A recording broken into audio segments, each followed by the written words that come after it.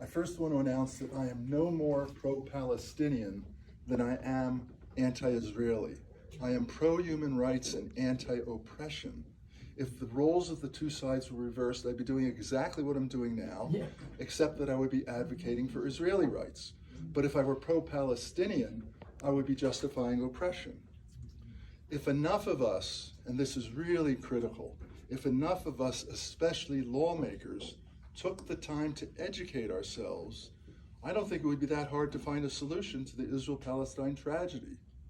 But we cannot trust the mainstream media, whose so-called experts have proven themselves expert at repeating Israeli propaganda and ignoring the historical factors that led to Hamas's Al-Aqsa flood on October 7th.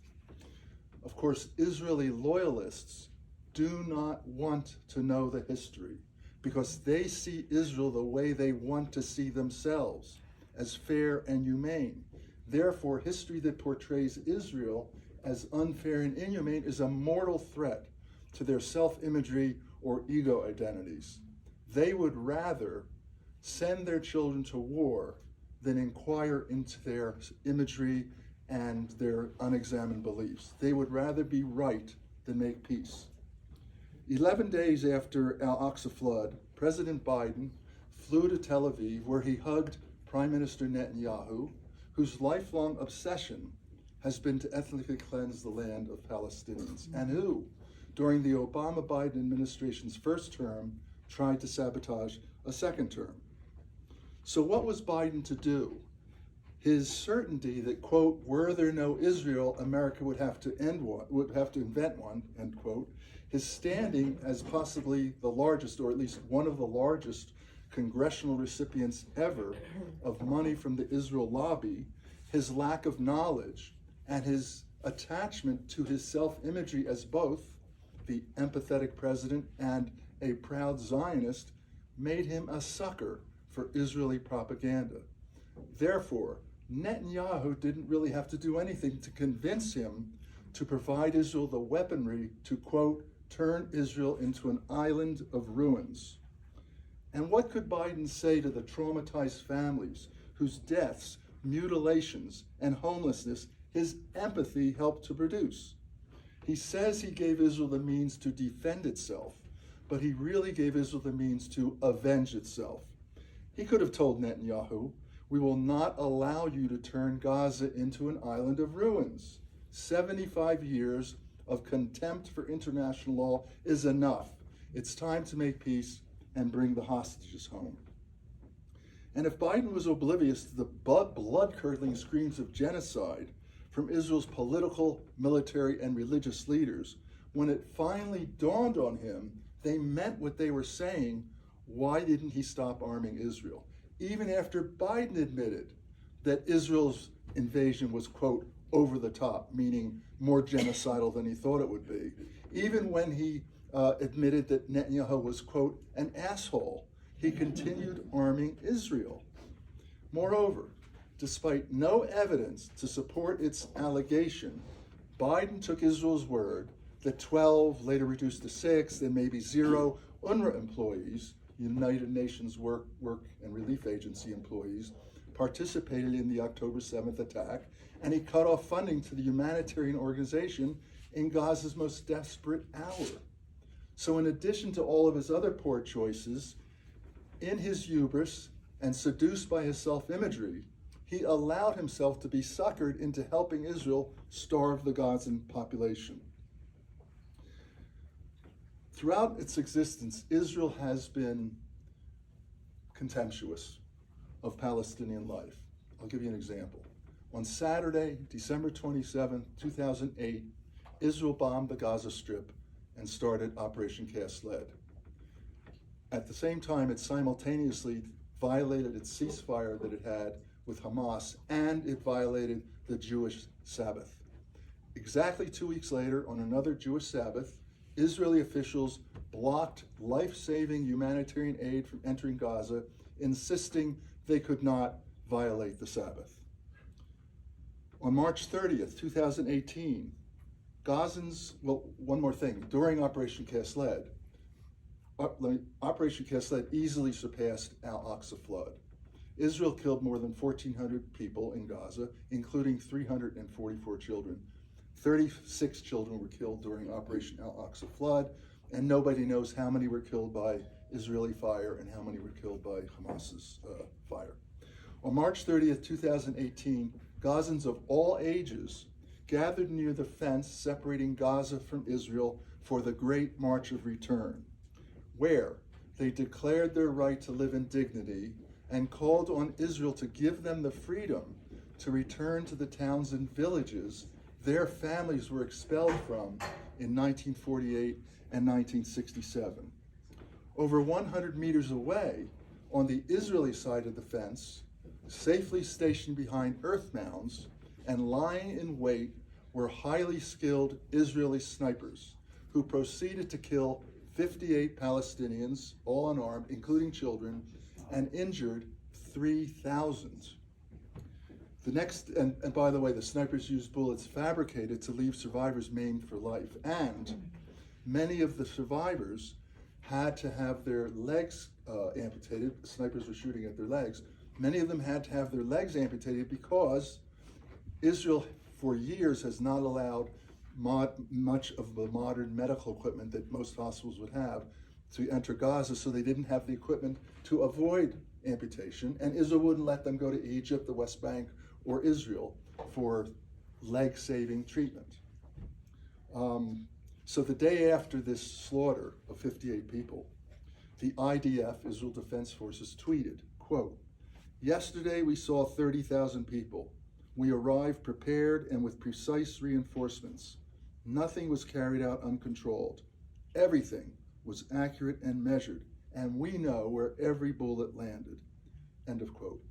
A couple days later, the Foreign Affairs Director, Eli Hazan, said that the 30,000 nonviolent demonstrators were, quote, "legitimate targets."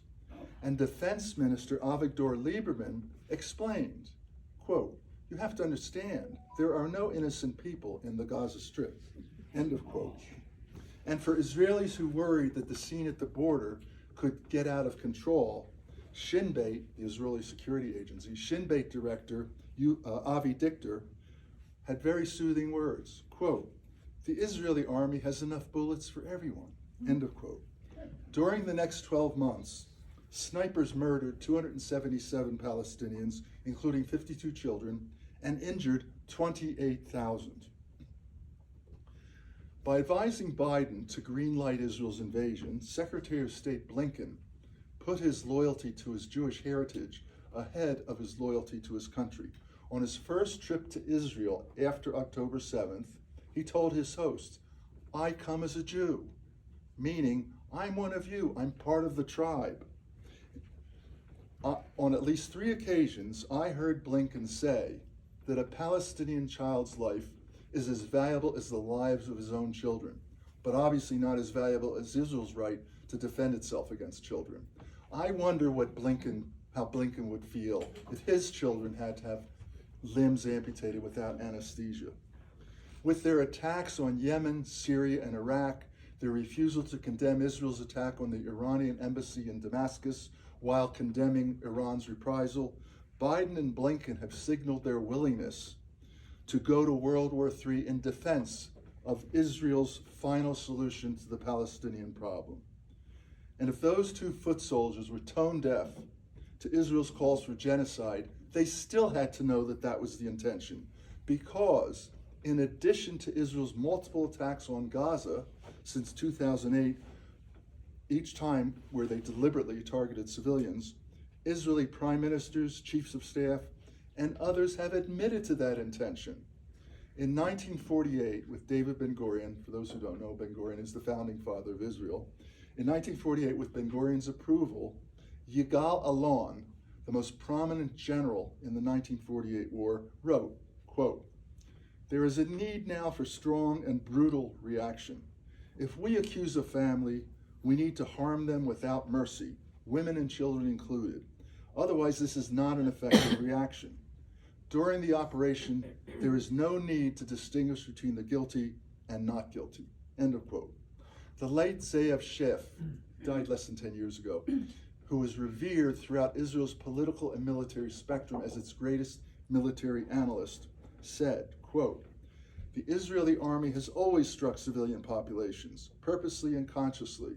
The army has never distinguished civilians from military targets, but purposely attacked civilian targets," end of quote. Raphael Eitan, Israel's longest-serving chief of staff, said, "I don't believe in peace, because if they had done to us what we did to them, we would never make peace," end of quote. I have a question. Does anybody in this room sleep with their shoes on?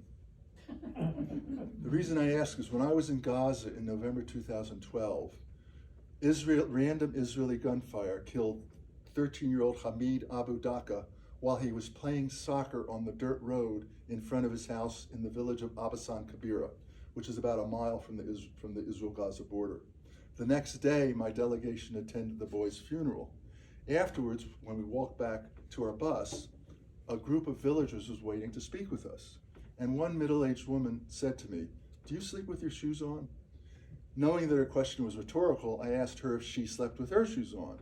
And she told me that Israeli helicopters, drones, and tanks enter Gaza as often as 6 days a week, and when they do, they fired indiscriminately in all directions to scare away anyone in the area, which is how Hamid got killed.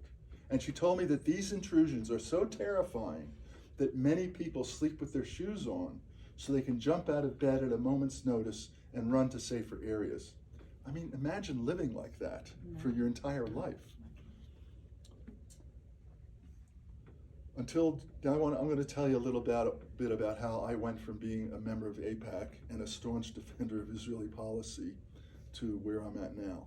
Until July 2006, I believed that the cause of the Israel-Palestine problem was the Arab world's non-acceptance of a Jewish state in its midst. And I believe this non-acceptance was a result of hatred of Jewish people, their culture, and religion. On July 12, 2006, Hezbollah killed 3 Israeli soldiers and abducted 2 in a cross-border raid into northern Israel. Coming just 3 weeks after Hamas had captured Israeli soldier Gilad Shalit on the Israel-Gaza border, I saw these provocations as proof that the Arab world would not rest until Israel was wiped from the face of the earth. So the next day, Israel invaded Lebanon, and I supported the invasion, but I was deeply troubled. So I decided, by the way, I saw myself in the place of these innocent soldiers that Hezbollah had attacked. I regarded myself as much a target for terrorists as Gilad Shalit and the others. So the day after that attack, Israel invaded Lebanon. I supported it, but I still felt troubled about what was happening. Not that Israel was invading Lebanon, but I was troubled about the hatred that seemed to be coming towards Jews, which is mostly an illusion.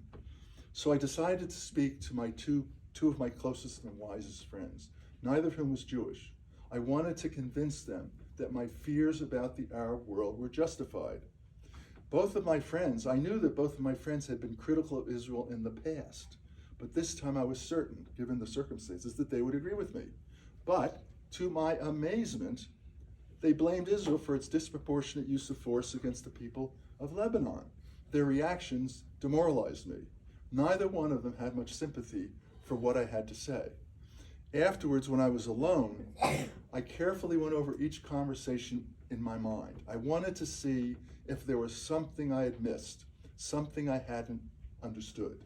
Finding nothing, I solemnly concluded, drum roll please, that only Jews can understand the suffering of our people.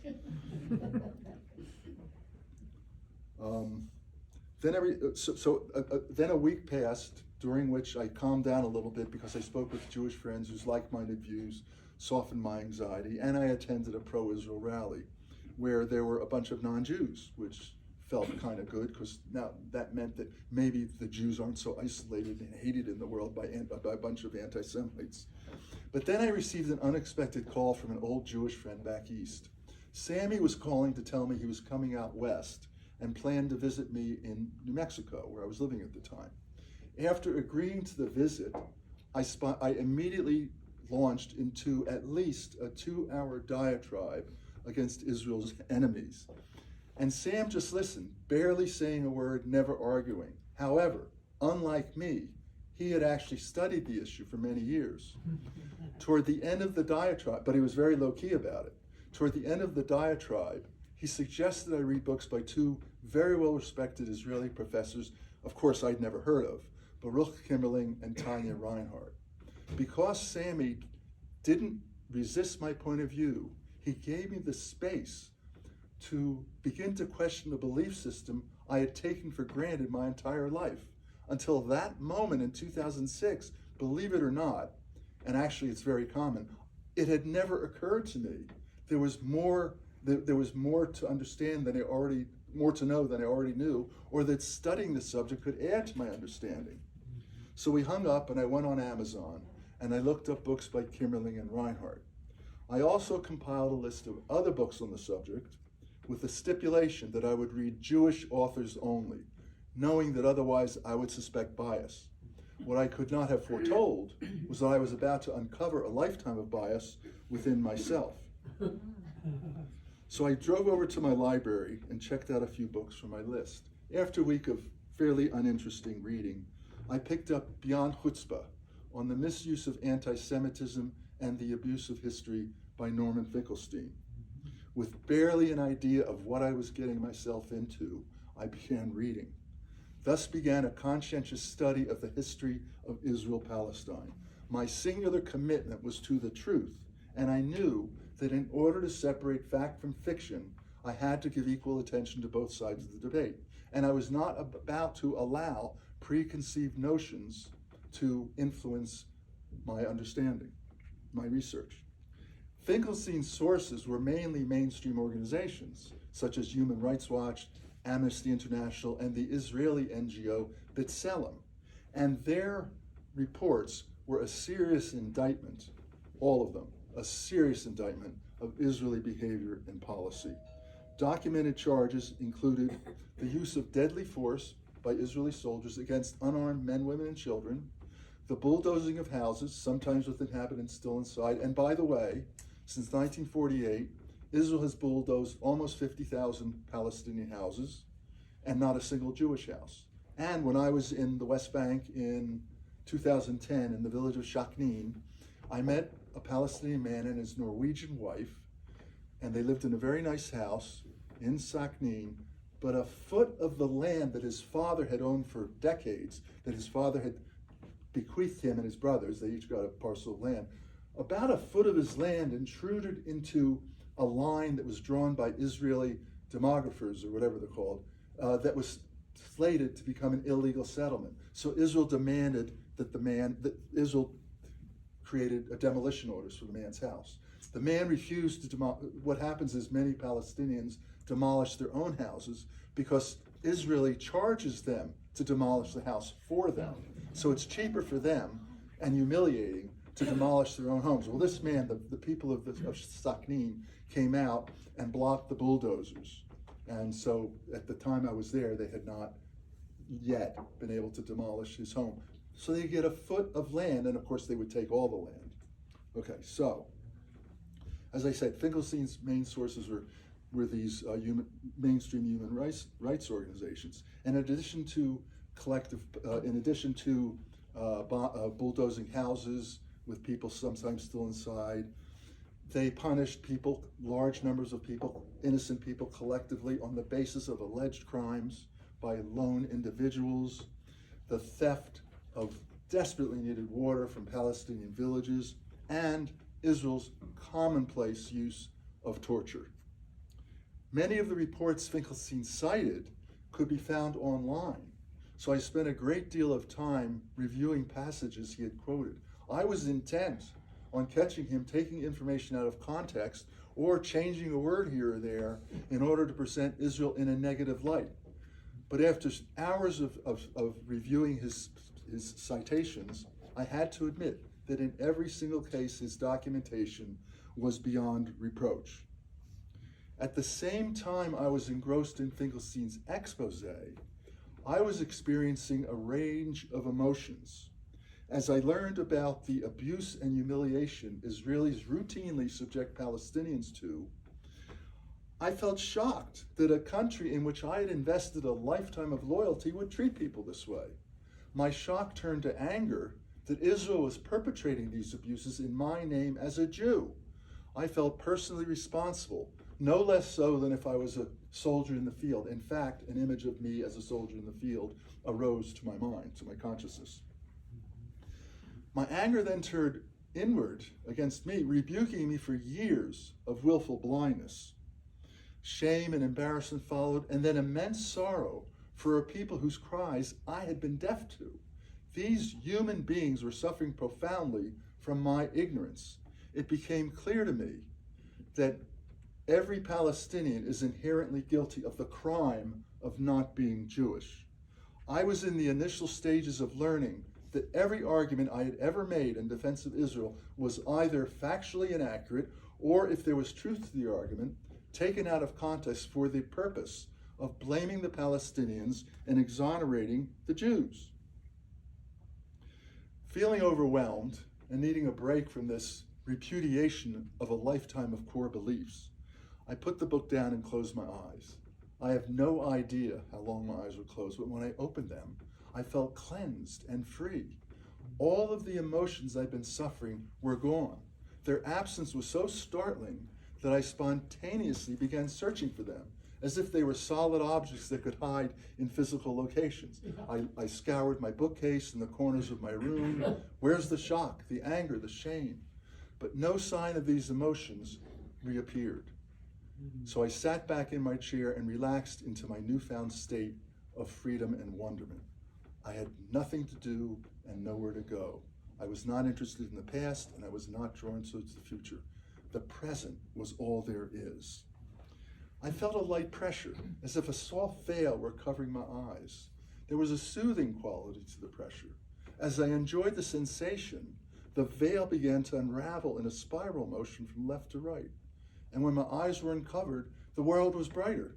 And I realized that the world is a reflection of our internal states of consciousness. The world is an interactive or psychophysical process. The next thing that happened was a profound inner peace pervaded my being. It was everything I could have wanted. It was the heart's desire. And as I looked out, I saw that peace must be discovered within before we can discover it without. If we want to transform the world, we first have to transform ourselves. Next, I couldn't detect any fear of extremists. My enemy images of these people seemed to have vanished. But given the terror I felt whenever I heard about atrocities in the Middle East, I decided to test myself to see if these images were really gone.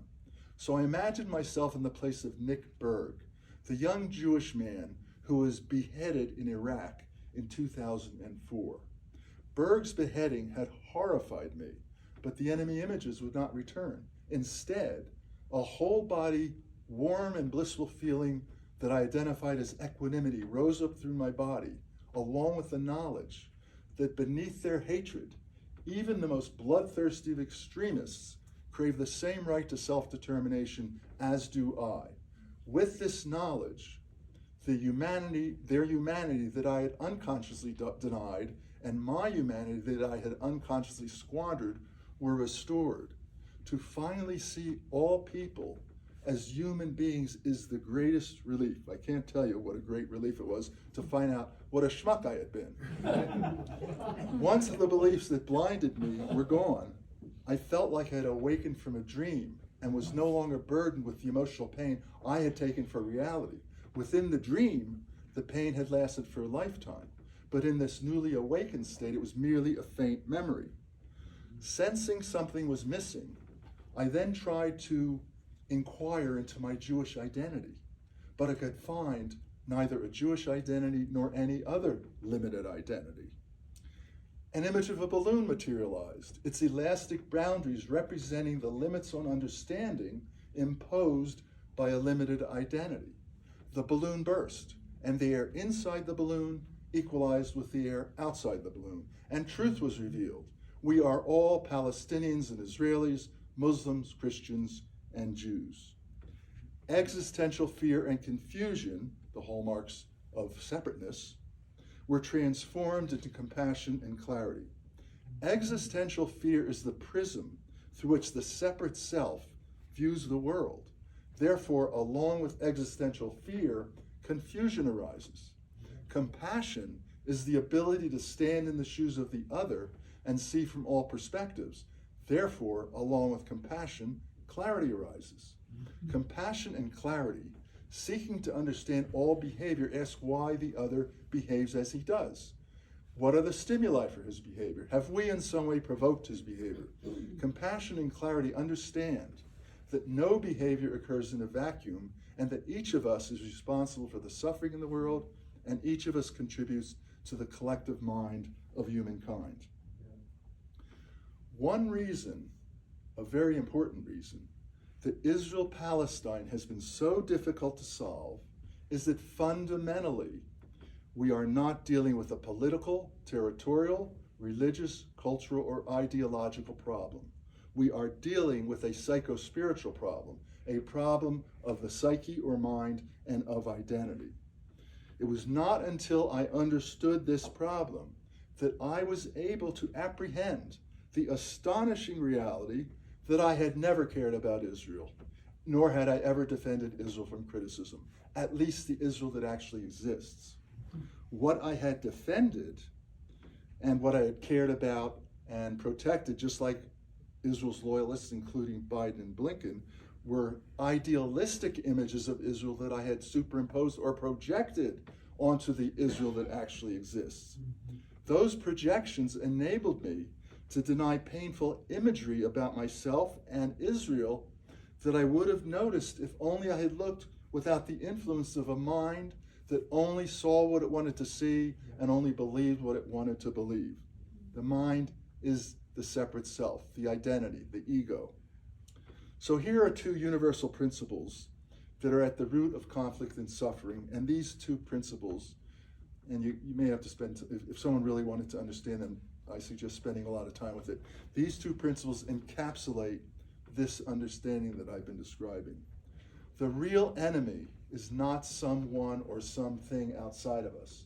The real enemy is the unexamined mind that unconsciously projects its suffering onto the other and then blames and scapegoats the other for its suffering. The second, the root of conflict and suffering is the attachment to a presumed, limited, and mortal, I emphasize mortal, identity, and to the beliefs and images that emanate from and reinforce that presumption. The reason I emphasize mortal is because people see criticism, if they are identified with Israel, they see criticism of Israel as a mortal threat to their self-imagery. If they are not who they say that, who they think they are, how they define themselves, they are terrified. That is why I said earlier they would rather send their children to war. I think I said that. They'd rather send their children to war than inquire into their beliefs and images. Thus, the real conflict, taking this into account, is not Israel versus the Palestinian people, or Israel versus a hostile world. The real conflict is the failure to integrate the hard-to-believe but unmistakable reality of Israel's treatment of Palestinians with unquestioned loyalty to the Jewish state. One consideration recognizes Israel's dark side. The other denies the dark side exists. I want to move on to Hamas, and I'm not a fan of Hamas. I'm not a fan of any fundamentalist organization, and I'm not a fan of any organization that often treats its people brutally. But since 1988, Hamas has made well over a dozen attempts to make peace with Israel, all totally ignored. In 2008, Yuval Diskin, the head of Shin Bet, the Israeli security agency, confirmed that Hamas was willing to accept a long-term ceasefire on the 1967 borders. And by long-term, he was talking 40, 50 years. That same year, the Strategic Studies Institute of the U.S. Army War College wrote that Hamas had, quote, accepted the notion of a limited area for a Palestinian state and would recognize Israel in a de facto manner, end of quote. Israel has never recognized the Palestinian people or their right to a state. On June 3rd, 2009, Hamas sent President Obama a letter outlining its commitment to pursue, without preconditions, a just resolution within the guidelines set by the International Court of Justice, the United Nations, and human rights organizations. That same year, in 2009, Jimmy Carter wrote that Hamas, quote, would accept any agreement if it's submitted to a referendum in the West Bank and Gaza, and the Palestinian people approve it. That means they would accept Israel's right to exist if that's in the agreement. Israel's never accepted the Palestinian right to exist. In fact, it doesn't want them to exist at all. Former National Security Advisor and former head of Mossad, Ephraim Halevi, said the US and Israel could strengthen Hamas's moderate wing and engage them in a peace process. They didn't. Halevi also said, quote, if Israel's goal were to remove the threat of rockets from the residents of southern Israel, opening the border crossings would have ensured such quiet for a generation, end of quote. Israel's government refused to open the crossing. Obviously, they're not so interested in peace for a generation, in quiet for a generation. They have other goals in mind. Speaking of rockets, in the 9 years ending on December 31st, 2008, during Operation Cast Lead, Gazan groups fired a total in that 9-year period of 8,088 rockets into Israel. That's on the basis of a right-wing Israeli think tank. Now compare those figures, 8,088, to the 9-month period, 1/12 the length of time, 9 months, not 9 years, to the 9-month period ending in June 2006, during which Israel fired 7,700 far more deadly rockets into Gaza. I want to mention something. When I was in Sderot in 2010, Sderot is one of the towns that was attacked on October 7th. It's like a mile from the Gaza border. I saw lots of rockets that had been shot from Gaza. I saw lots of depressions in the ground where they landed. I would estimate that if I were 10 feet away from a rocket landing, I wouldn't have been hurt, or maybe injured a little by flying debris. Israel's rockets have a kill radius of up to 150 meters. That's almost 500 feet versus 10 feet, okay? So there's a huge difference between the rockets Israel launches against Gaza and the rockets that Hamas launches against Israel. A few months ago, the House of Representatives passed Resolution 894, which equates anti-Zionism with anti-Semitism. Historically, some of the staunchest Zionists were anti-Semites who wanted to rid their country of Jews. And many of the staunchest anti-Zionists were religious Jews who considered a nationalist movement to create a Jewish nation heresy to the Torah, which says that only God, through the Moshiach, or Messiah, can establish a Jewish state. Pro-Israelis who equate anti-Zionism with anti-Semitism presume that you're not an anti-Semite if you deny documented history, but you are one if you accept documented history. You're not an anti-Semite if you defend Israel's contempt for international law, but you are one if you believe in international law. And you're not an anti-Semite if you rationalize Israel's cruelty towards the Palestinian people, but you are one if you have compassion for the Palestinian people, in which case all Palestinians are anti-Semites. Doesn't this narcissistic reasoning characterize the Jewish people as inhumane? But such a characterization would itself be considered anti-Semitic. In other words, the proof you're not an anti-Semite proves that you are an anti-Semite. This is the dualistic mind infected with existential fear and confusion. I want to briefly, very briefly, and my books cover a lot of this stuff in here. I want to briefly mention two of the most common arguments Israeli loyalists make to justify Israel's position and stance against the Palestinians. The first is the 1947 UN partition plan, which unilaterally took 56% of Palestine from the Palestinian people and gave it to Israel, gave 43%, with only 20% of the coastline, to the Palestinian people, and the remaining 1%, Jerusalem and Bethlehem was placed in a corpus separatum to be administered by the United Nations. The argument that Israeli loyalists make is that Jewish acceptance and Palestinian rejection of partition proves the Jewish side has always wanted peace and the Palestinian side has never wanted peace. Therefore, the Palestinians are to blame for this problem. It's their fault they live under occupation. This ridiculous argument imagines that Israel would have been content with 56% of Palestine and no Jerusalem, when Israel has never been content with the 78% of Palestine it has controlled since 1949. Moreover, a Jewish state under partition would have had a 49% plus Palestinian minority that would quickly have become a majority. It is utterly naive to think that Israel would have accepted such an outcome. And in fact, David Ben-Gurion, Israel's founding father, pledged to his political party that the borders established by partition were not permanent. And he said, after we become a strong force, as the result of the creation of a state, we shall abolish partition and expand into the whole of Palestine, end of quote. It wasn't just Ben-Gurion. Chaim Weizmann, who was Israel's first president, who was the man mostly responsible for the Balfour Declaration in 1917, in which Israel announced that the Jews could have a homeland. Chaim Weizmann said before the partition plan was passed, and this was going on for more than a decade, where the Jewish agency in Palestine was lobbying for a partition plan and for a state of Israel. Chaim Weizmann said, the Jews would be fools not to take a piece of land the size of a tablecloth.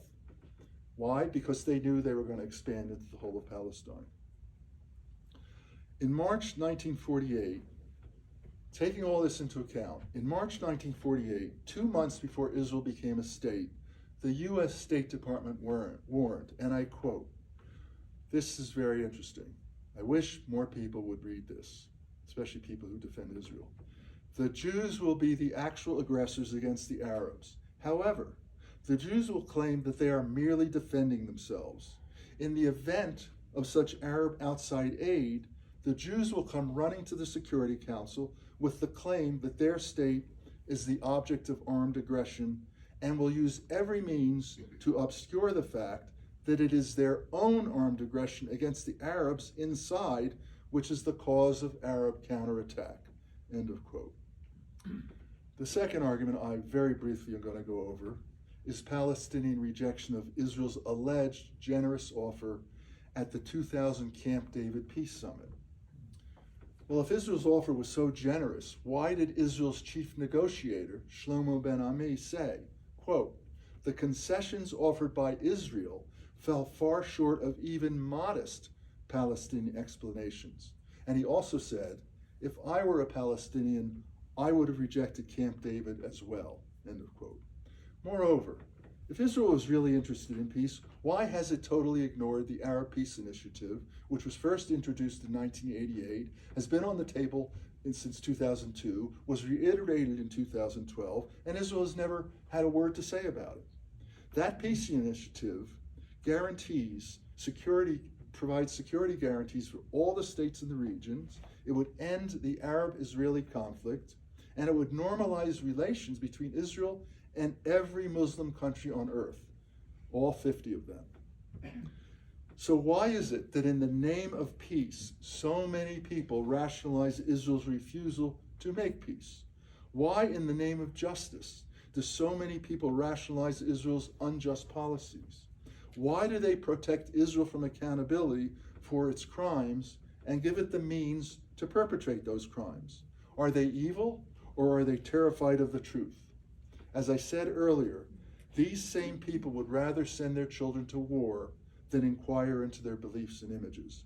But it is not because they are evil. It is because in their existential fear of inquiring into their personal identities, into their presumed identities, they are confused and they suffer deeply, even though they are unconscious to their own suffering.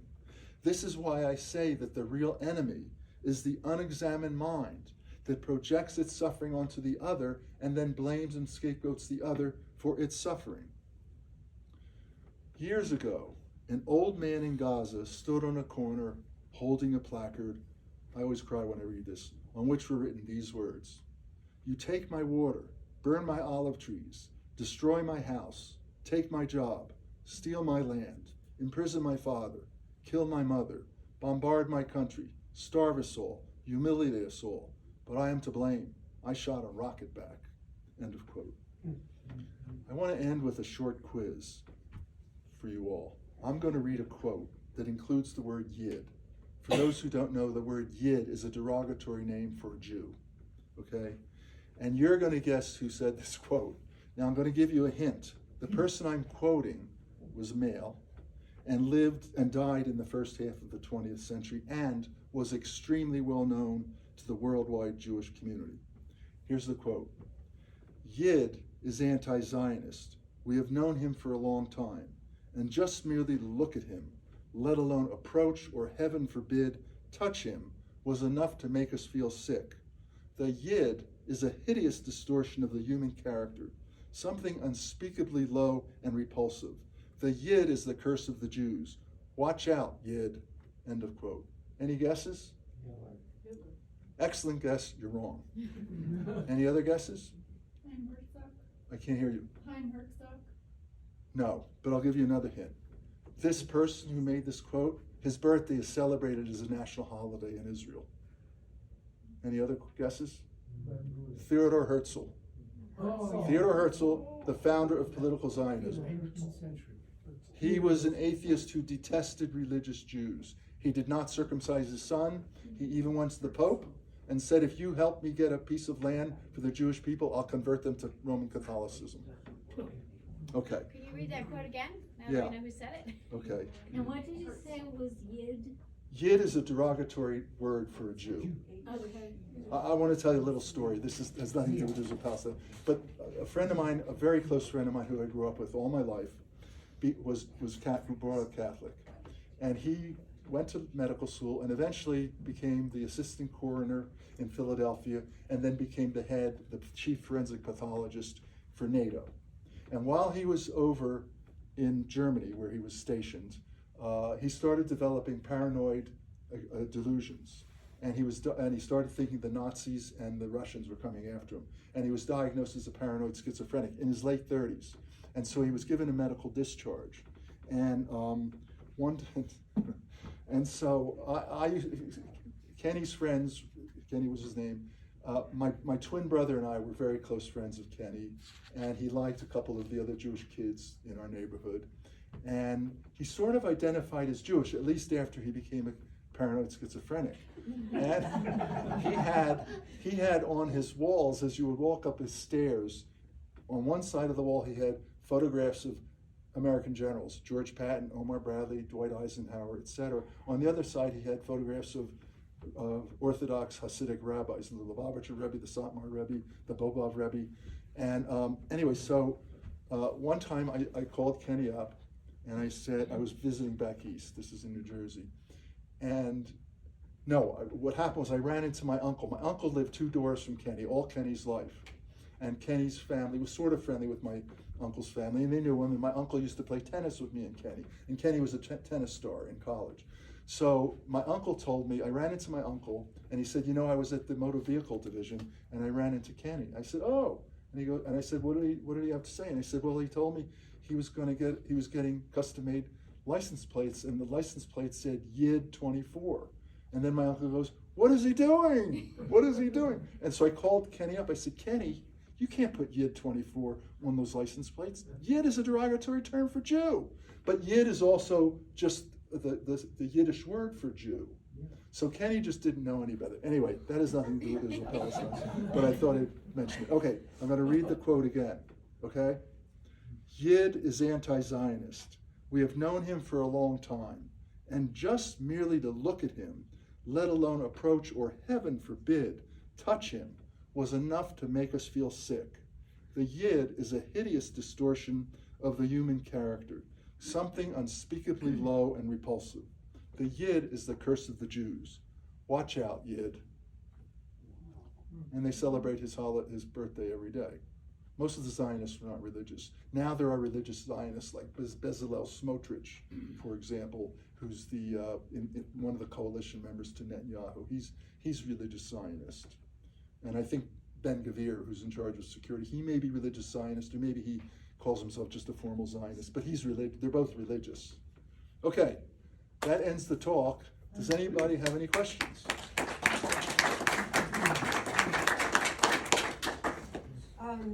First, a thank you. I deeply appreciate the description of your spiritual awakening. Sounds a whole lot like nonviolent communication Can you and speak Buddhism. Can Louder. you speak up or use the mic? There is Is there a mic? Yeah, well, I just have a loud voice. anyway, it was an expression of appreciation. And what I want to ask, because that's been my take on this situation, is what you described as a psychospiritual issue. It is exactly that. This is a spiritual transformation that needs to happen, and we keep approaching it as if it were a political Correct. problem, and of course it is that too. Right. But underneath it, Yes. and some of it is rooted in the Bible. Those stories are horrific. Anyway, it can be used in a lot of different ways. But what I want to ask you, because I didn't hear anything, was what would you propose to do as a first step toward transforming this situation? And one thing I just want to mention while I'm speaking is, just in case I'm sure you're aware of the Combatants for Peace. Yes. I hope you are. Okay. And Yes, I've met them. okay, so that's one thing I do, and I did a long time ago. As soon as they were formed, I joined them and support them because they're veterans, Israeli and Palestinian veterans who say this is crazy, and what we need to do is get to know each other and so forth, which I know is part of what you suggest. What else? Okay, first of all, as I mentioned and strongly implied, we're not going to reach the people who are strongly identified with Israel. We need to speak to people on the fence, okay? People on the fence, when they hear a logical, intelligent, sane, humane argument, they're going to see what's real, okay? But the people who are like I was at one time, forget it. You're not going to reach them. To give you an example, I'm still in touch with many people many Jewish people I grew up with, who I went to even nursery school with. None of them, well, there's two, but it wasn't because of me, they just happened to be open-minded.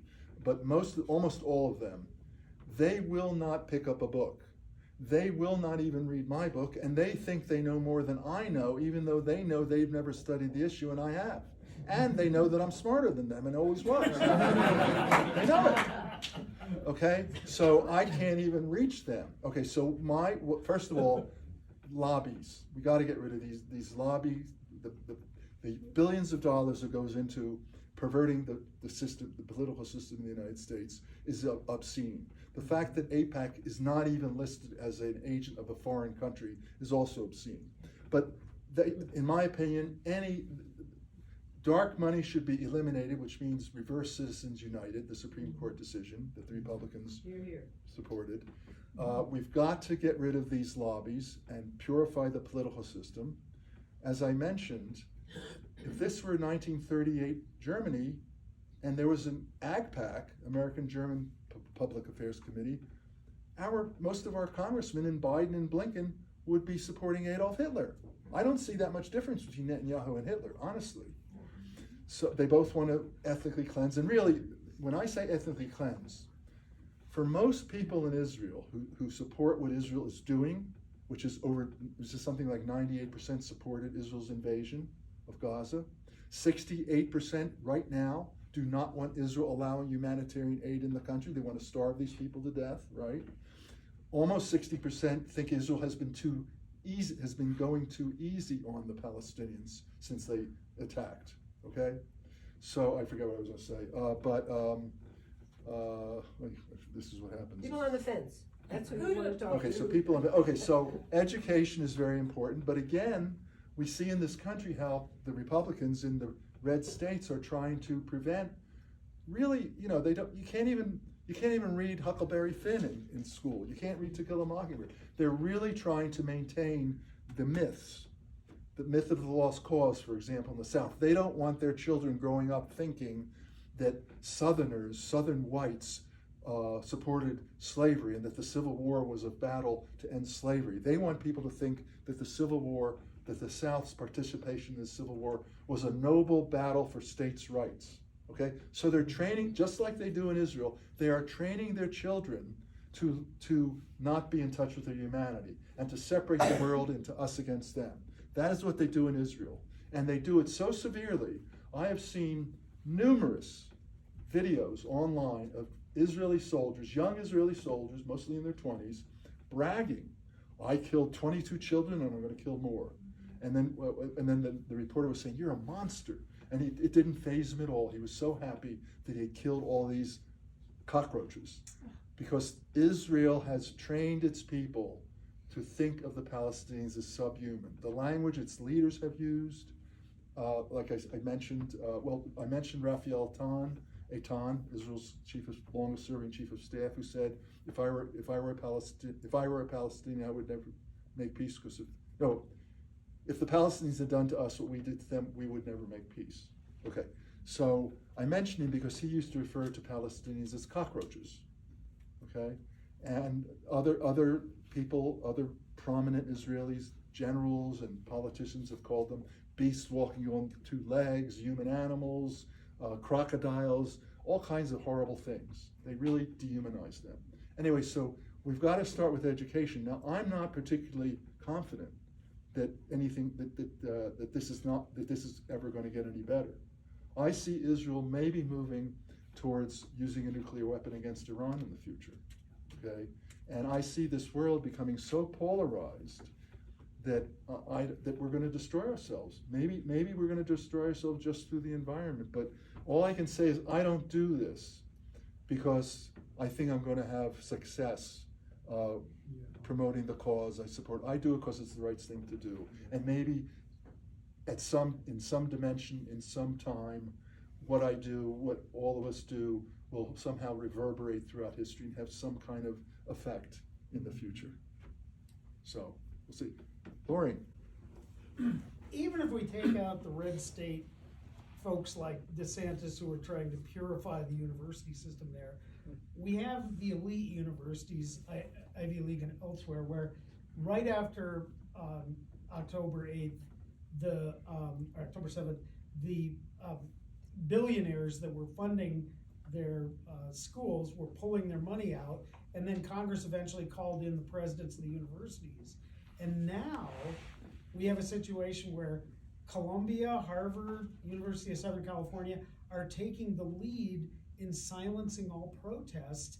And I mean, it's not just that it's not an educationally conducive environment, it's that the ability to protest and free inquiry in universities is being taken away by people who are supposedly, a higher level than just a red state governor, kind of a higher thinking level, and yet they're crushing independent thinking in the universities. How do we move past that?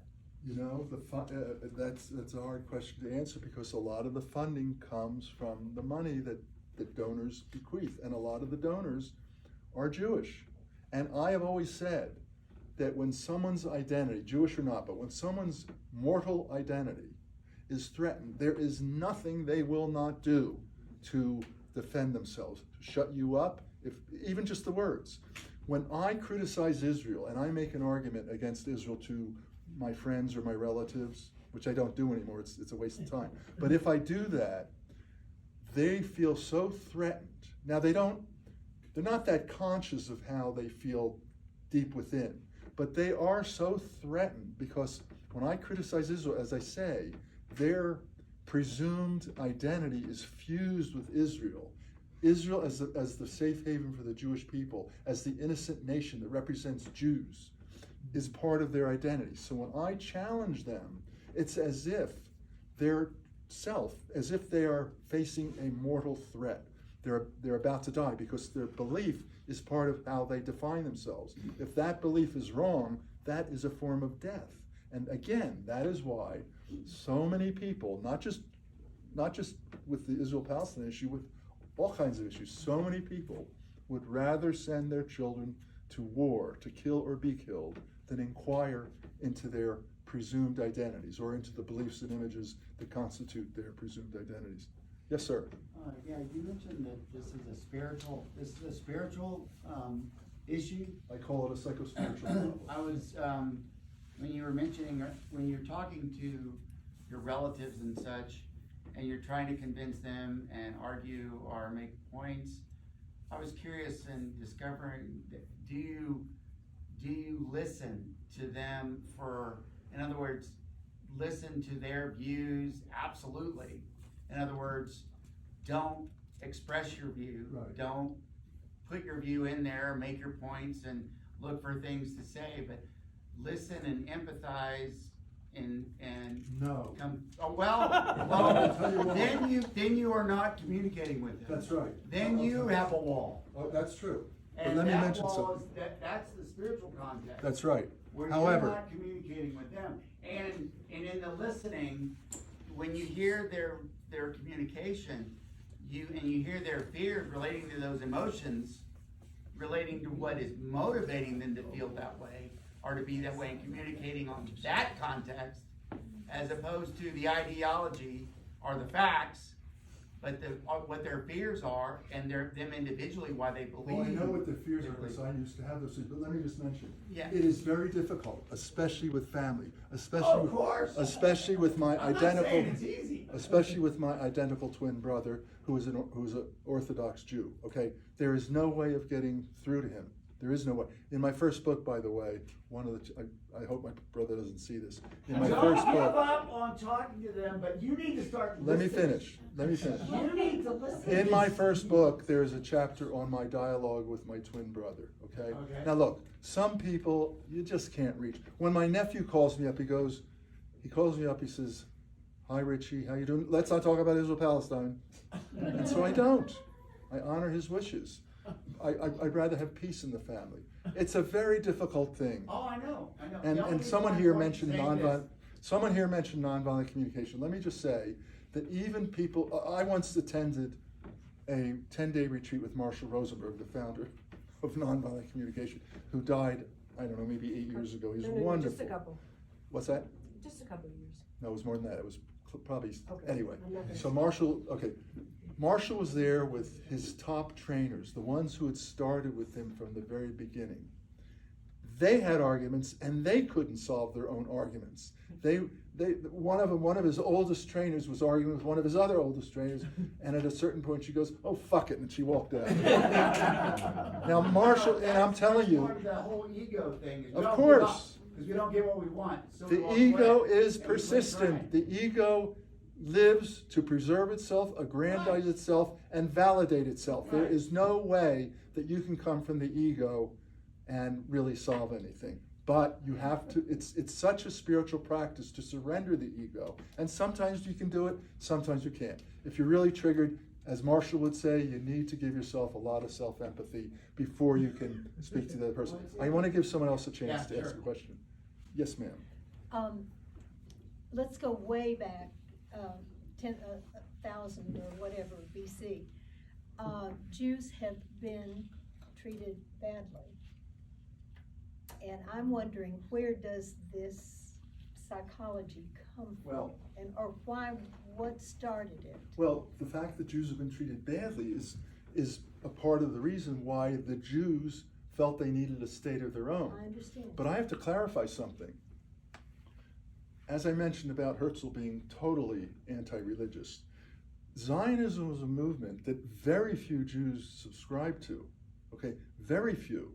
And in fact, there would not even be an Israel if not for the fact that the Zionist organization blocked FDR's plan in 1944 to take in, between the United States and Western Europe, 100% of Holocaust survivors, okay? The Zionist organization blocked it. And there was a poll taken at Dachau concentration camp after the war ended. Only 15% of the Dachau survivors said they wanted to go to Palestine. And I'm sure that about half would have returned, okay? There was there were more, in the 1920s, more Jews emigrated from Palestine than emigrated into Palestine. So Zionism needed real deceit in order to create enough of a demographic of Jews in Palestine to create a state. And that's what they did. They blocked FDR's plan. So yes, it's part of the Jewish psyche, you could say, people who are brought up with these stories that the Arabs have always hated Jews. It's part of their psyche about the having to destroy the Amalekites, and the Jews had to fight all these different tribes. It's in the in the Old Testament. But that's no excuse for not examining your own thoughts. It's no excuse for recognize that before you're a Jew or a Christian or a Muslim, you are a human being and you share a common humanity with everybody. But can you explain the pogroms, the things The pogroms? Yes.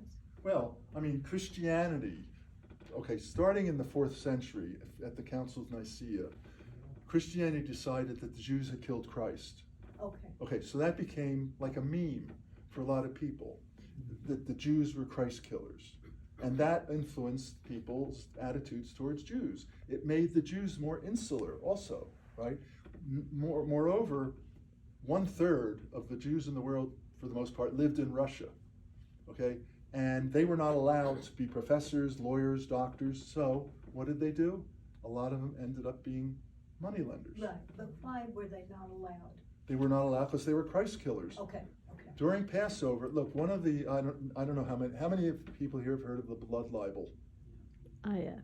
Okay, well, okay, the blood libel was a Christian tale that during Passover, Jews would kidnap and kill a Christian child and use the child's blood to make matzah, unleavened bread, which is what you eat during Passover.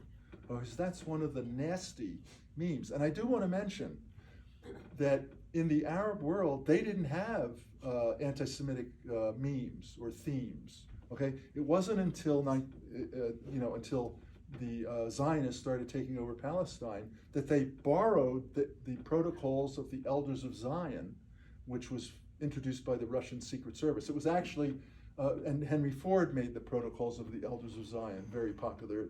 I think it talked about the Jews trying to create a worldwide conspiracy through the financial system. It was originally a satire on Napoleon III, and the Russian Secret Service got a hold of it, and they changed it enough to change the information, the alleged information about Napoleon, to Jews. And then Henry Ford, who was a staunch anti-Semite, he disseminated it.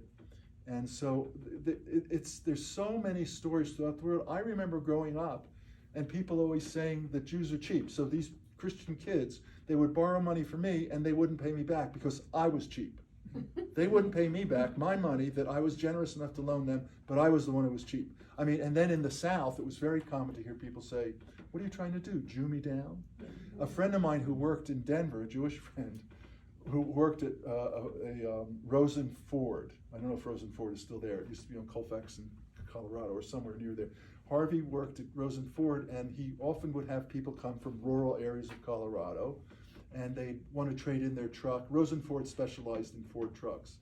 And one day, and they didn't know, these people didn't know Harvey was Jewish. And one day, one of the people there who wanted to trade in his truck for a new truck, he was negotiating with Harvey, and then he goes to Harvey, what are you trying to do, Jew me down? And Harvey goes, no, I'm trying to Presbyterian you down. But I got to tell you one more story. Harvey, I went to school with Harvey in New York City, and as a job, Harvey worked part-time at a sort of a nightclub restaurant, and he was a waiter. And one day he was in Greenwich Village, and one day he was waiting on this guy, and the guy was a little drunk, and the guy could tell Harvey was college age, and he goes to Harvey, hey, you go to college? And Harvey goes, yeah, I go to college. And he goes, where are you going? And Harvey goes, I go to NYU. And he goes, NY Jew? And Harvey goes, yeah, I go to NY Jew. And the guy goes, well, what are you studying at NY Jew? And Harvey goes, Hebrew. So anyway, okay, so yes.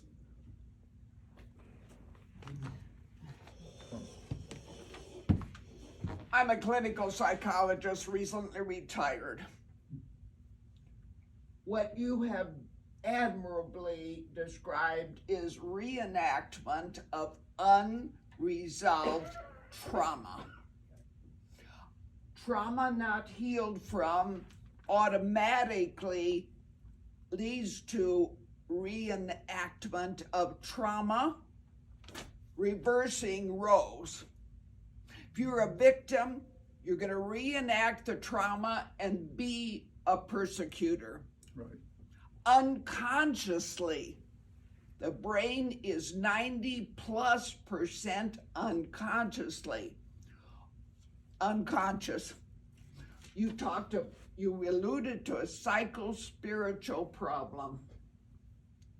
One solution I'd like to offer: send mental health professionals into areas that need trauma healing. Right.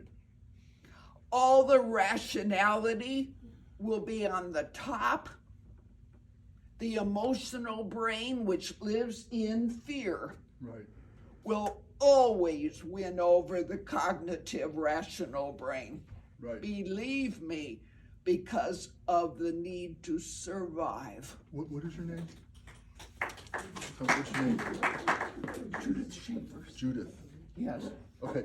To add to what Judith said, in my second book, the smaller one, in the preface, I mentioned studies done by, I think, University of Michigan and Stanford maybe, but there's been thousands that show that when you take people who have firm beliefs and you show them irrefutable evidence that their beliefs are wrong, they become even more staunch in their beliefs. Seriously. Now, I also want to mention, because this ties into that, a lot of people say, well, the Jews, the Israelis, they were so traumatized by the Holocaust. And I disagree. Yes, the Holocaust was a defining event among the Jewish population. However, they are the people of Israel, most of whom hate the Palestinians, they traumatize themselves. They are not traumatized by the Holocaust. They starting in kindergarten, Jewish children are taught that the world hates Jews, that the Palestinians and the Arabs don't like Jews. One woman who's an activist in the United States now, but grew up in Israel, told me that in elementary school classrooms in Israel, they'll have pictures of like the Amalekites and the Philistines and on and on and on to the Nazis and then the Palestinians. And who are our enemies now, children? So they teach kids from early childhood that the Palestinians are subhuman and want to destroy the Jews. So they are the Jewish people of Israel are traumatizing themselves. And I cannot think of anything more abusive than raising your child to lose his or her humanity. Okay, so thank you, Judith. Please, May one I more say one solution? other thing, Yeah. please? Okay, please. Trauma doesn't have to happen to you as an individual because you inherit it Right. through DNA.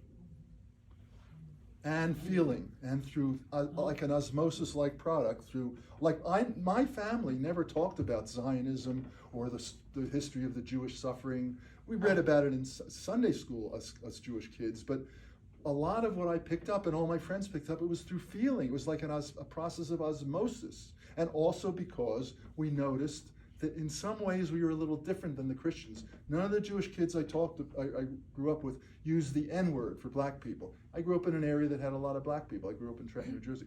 Only my Christian friends used the N-word or the spick for Puerto Ricans, stuff like that. So it seemed like maybe Jews were a little more tolerant to me when I was growing up. Okay, so everybody develops their own collective consciousness, and my internal logic, the way the stories I ended up telling me about Jewish trauma and Jewish reaction to anti-Semitism and the birth of Israel and the need for a Jewish state were identical to the same stories other people tell themselves, and most of us never heard it from anywhere except within our own minds. Yes, young lady. Oh, thank you for that. You're very welcome. I would like to hear you speak on the role of Christian Zionists and their impact on our national support. Well, Netanyahu a few years ago, Prime Minister Netanyahu said that he was basically putting his attention on the Christian Zionist community. They were much more valuable to Israel than the Jewish community because the majority of Jews under 40 do not support Israel. They support the Palestinian cause. So he was kind of dismissing the younger Jewish generations. You know, that there's that belief that in order, I don't know how much you know about Christian Zionism, but John Hagee and many of the other evangelical dispensationalists believe that the second coming will occur after the Jews take over all of Palestine. So they're not even interested in the humanity of people. In a way, it's all, the movement itself. I'm not going to speak about individuals within the movement, but the movement itself could care less about the suffering of Palestinians. Their concern is facilitating the second coming. In fact, I don't know if you've read this lately, but there have been articles in the paper in the last few weeks about a red heifer. A red heifer is one of the symbols or signs that the second coming is approaching. And for some reason, there's been articles in this. But what is interesting is that a number of years ago, John Hagee, who probably is the most prominent Christian evangelical preacher in the United States, he claims he has 50 million followers. I think that's an exaggeration. But he is a dear friend to Israel. Ariel Settlement, one of the largest settlements, named their convention center after John Hagee because John Hagee raises millions of dollars for Israel. His organization is Christians United for Israel, and one of his speakers is a Jewish man by the name of Dennis Prager, who's a schmuck. But anyway, Hagee bought a ranch in Texas a number of years ago for the express purpose of trying to breed a red heifer. And he came close, but there was like a white dot on the head. He actually thought that he could play God and create this red heifer. But that is one of the signs. My point is anyway that Christian Zionism is a really powerful force because it's a political force in this country and it has huge influence because it's probably the most cohesive demographic in the United States when it comes to voting. I'll bet you a higher percentage of Christian Zionists vote than any other demographic in this country. So that's what I can say about that. I do talk about John Hagee and his belief that Hitler was sent by God to shepherd the Jewish people to Palestine. It's in my second book. And so it's just another ideology that is, in my opinion, very divisive and believes in an us against them philosophy. And then those of us who are not Christian Zionists, I'm from Bennett Hill Monastery, we need to get in the Thank you. public discourse. Thank you, I agree with you. Yes, the spiritual communities in the United States, in my opinion, must get involved. They are not, for the most part. And the people who are sort of the main figures, you know, the organizations and the prominent individuals, none of them, in my opinion, are interested in a psychospiritual point of view, which I think has been has really caused damage to the movement. It's kept it from really growing like it should have. So we need to encourage more people who have explored the unconscious, who have explored the spirit, you know, who are interested in the spiritual dimension of existence to get involved. Yes, ma'am. If the original prejudice against Jews started with Christians, Well, isn't this an important thing for Christian organizations? Yes. And I'm from the Unitarian Universalist Church in town, and we just read Prologue by Rachel Maddow, and all of this history about pro-Hitler that was going on in this country, all of that history. And so in the book group, I finally said, can anybody tell me where this started, the prejudice against Jews? And nobody really ever mentioned the Antichrist. I have heard it long ago. Well, let me just mention, one thing we got to understand is that when an individual is born, at a certain point, they develop not a philosophy, but an understanding of self and other, okay?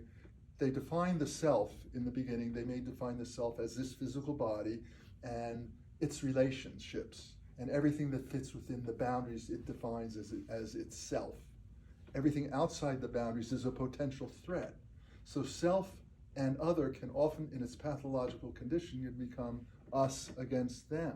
So to me, that's the root, okay? So then people, find ideologies that kind of justify what they're already believing or feeling, or that put what they're feeling into words, okay? But it's not like someone is innocent and finds an ideology and suddenly believes let's say someone is innocent and they suddenly come across a Nazi ideology, a white supremacist Nazi ideology. I don't think they would suddenly become a white supremacist, right?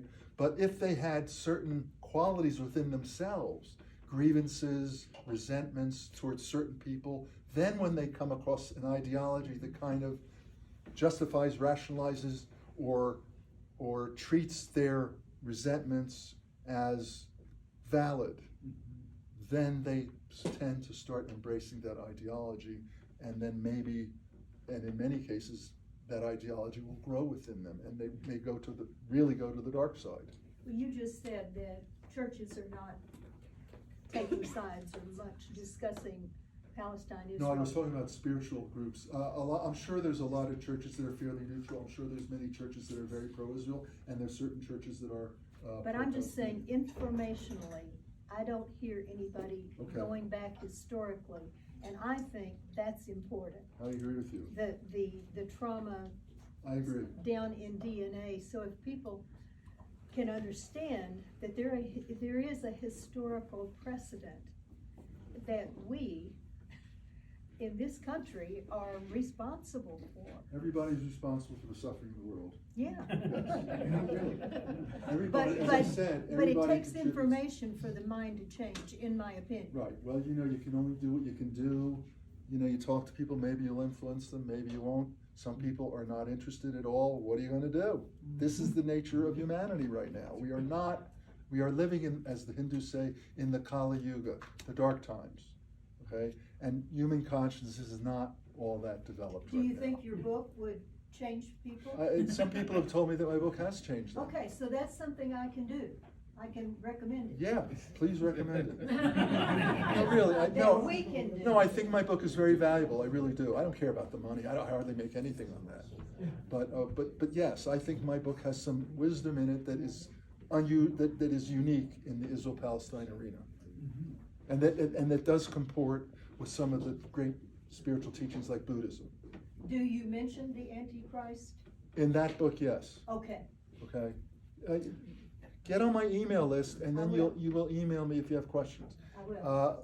Let's hear from the young lady over there. She hasn't had a chance. Me? Oh, I just wanted to say, how do we pay you for your book? Oh, you can pay by Zelle, Venmo, or check, or cash. Okay. Yes, sir. Someone just brought something to my attention. Louder. Someone just brought something to my attention, and I was just curious if maybe you can, regardless of the dysfunctionality and the polarization and all the effects of the world and the escapism that's going on, what solutions do you see as possibilities? What would you like to see as a solution? Well, what I'd like to see is a Regardless of all that, regardless of what's is in peace for everybody, but as Right. far as the tools we could use, I would like to see all schools teach nonviolent communication. I would like to see all schools also teach the work of Byron Katie. It's called The Work. It teaches you about how you're projecting onto the world, and that the projection, that if I call you, a liar, it may not be true. I may be describing myself, but imputing it to you because I can't face it within myself. Byron Katie's work is very valuable in that end. I would like to see people start. I think that we are in such dark times that it's important that everybody get involved in some kind of authentic spiritual work. Meditation, as I said, Byron Katie's work, NVC. NVC is actually a very profound spiritual practice, nonviolent communication. But there's many more, and people need to at least have an interest in recognizing that they are so much more than who they think they are. They're not just this limited self with these views, and they have to believe what the Bible tells them because that's the way they were raised. No, they have got to expand their consciousness, but it can only start one person at a time. Anybody else? Going once? Going twice. Thank you all for coming. Thank you. Bravo. Rachel, will you be here for a few more minutes? Yeah.